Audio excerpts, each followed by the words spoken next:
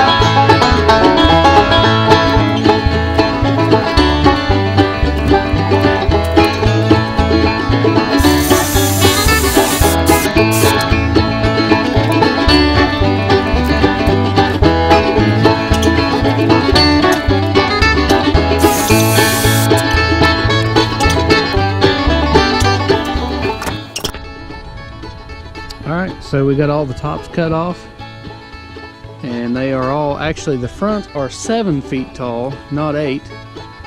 The fronts are 7 feet tall from the floor to the top of the post is 7 feet, and the back is 6 feet. So we're gonna have a foot slope over a 6 foot wide distance. So it should be plenty to keep the rain and snow off. So we'll go on from there. I've got to notch my post, because I do, whenever I put my 2x6s on here and stretch across through here, I'm gonna notch the post out. That way the 2x6 ceiling support, rafter, whatever you want to call it, or not rafter, but it's a whatever. But anyways, I want to notch the post out in order to set the 2x6 on a solid surface, and then screw it onto this, and then that way there's no way that the weight can push it down.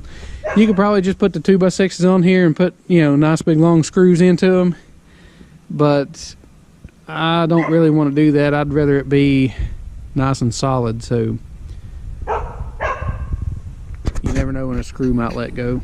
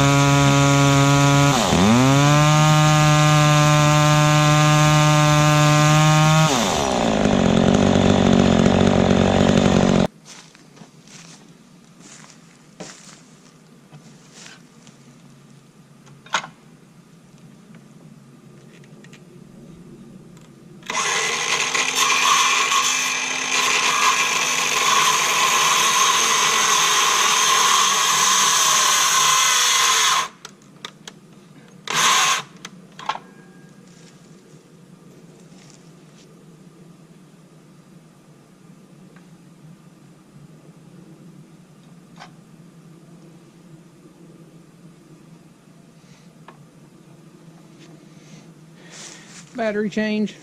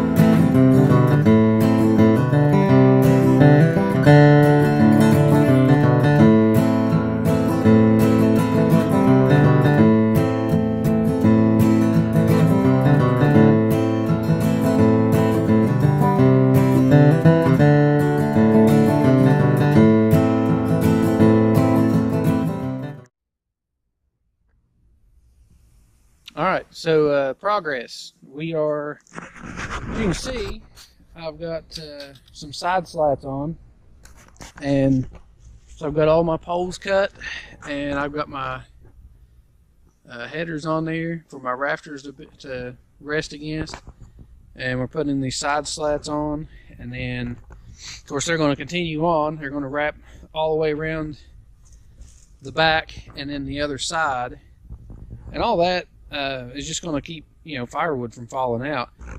And eventually, I might do this a little bit different later on, but I might put some slats on the inside. It takes up a little bit of room, but if I put metal on here, I don't want the firewood like coming through and hitting my metal on my building coming through here. So I may put some slats on the inside in order to protect the metal if I decide to wrap this with metal. So anyways, that's where we're at. We're just wrapping this up with the 1x6s around the sides, and we're going to continue on, and we'll start on the roof and start building the rafters and stuff for it. I'm at day 4 now with the firewood shed, and it's actually not going that bad. It's just it's been a little bit time consuming, and then like this morning it was pouring the rain again, and we've got a big mud hole around here now. So I mean, everything is just mud everywhere. But let me kind of take you through where I'm at right now. I didn't video a lot of this stuff because it's been so in between. Some of it's actually been in the dark, and so I'll take you where I've got all my posts set. I've got all my strips around the side. I guess you kind of, I don't know, that's what's going to hold the firewood in for now. I may put some, if I ever put metal on this building, this will actually go ahead and work as my furring strips. That way, you know, I can put the furring strip up here, and then one right down at the very bottom, and then be able to attach my metal to that. I don't have to take this stuff off or deal with it. So same way, I'm getting ready to start putting the sheet metal on the roof. I did decide to, I had a couple pieces of sheet metal laying around, and so I thought, you know, when they built my barn, I had a couple extra pieces, and so I thought about putting a shingle roof on it. But by the time you buy plywood and buy shingles and do all that stuff, then you end up with as much or more, or what, you know, I don't know. It's about as broad as it is long with metal compared to shingles. But since I've already got 6 feet worth of the metal pretty much, then I've only got to buy, you know, three more sheets, and that'll pretty much get me to where I need to go. 4 sheets. I don't know, 3, 4 sheets, whatever. I'll measure it. But so since I already had 2 sheets of the metal roofing, then actually it was one long sheet that was 18 feet, and I cut it into 8-foot sections so that I got 2 pieces out of it. They're a little beat up, but once I get everything secured down, and I'll kind of bend out a few of them little dings and dents in there, I'm pretty sure I can just kind of fix those enough. If not, I'll buy an extra sheet and just end up using one. But still, that's saving $30, and if I can get both of them, that's saving $60 on my roof. So that makes the metal roofing then not too bad. But we got to put the furring strips in here, which these, of course, will be flush with the end of the board, but these are going to go 2 feet apart and run the whole distance. That way, that's what's going to support the metal roof. That way it don't sag in between the 2x4s. And again, this has been a big learning process for me. I've never built anything like this on my own, and you know, so all this, it's kind of taken me more time trying to figure out how to do things than it has anything else. Like, it's not so much that it takes so long to build it, but when you really, I've never done it, so I'm having to learn how to get my angles on stuff, and like cut my notches out for my 2x4s on my roof to set down on there nice and flush. And it took his little learning curve to figure out how to get that angle correct to get a solid contact patch here with my 2x4 onto my post. And just figuring stuff like that out just kind of takes some time. Same way with back here on the back, it changes on these other ones because you've got a 2x6 now instead of a 4x4. So you hit a 2x6 and it actually changes the cut that you have to make in order to make it set flat. So anyways, this has been a fairly big job. The hardest part really is digging the holes and setting the posts and getting everything squared up. So I'll get to work on the roof, and we'll see if we can't get all that finished up there. And also, again, this is not a how-to video, but if you do have questions about stuff that I've done in it, then feel free to ask questions, and I'll do the best that I can to explain what I've done. I know I haven't videoed like every single step. I actually ran quite a bit of video the other day, ran it till it got dark, and I put all that on there, but then I probably skipped a few things because it got dark and I couldn't film a lot of the stuff that I was doing. And then in between things, I've run out like in the rain and stuff and tried to do stuff here and there, and so it's kind of chopped up a little bit.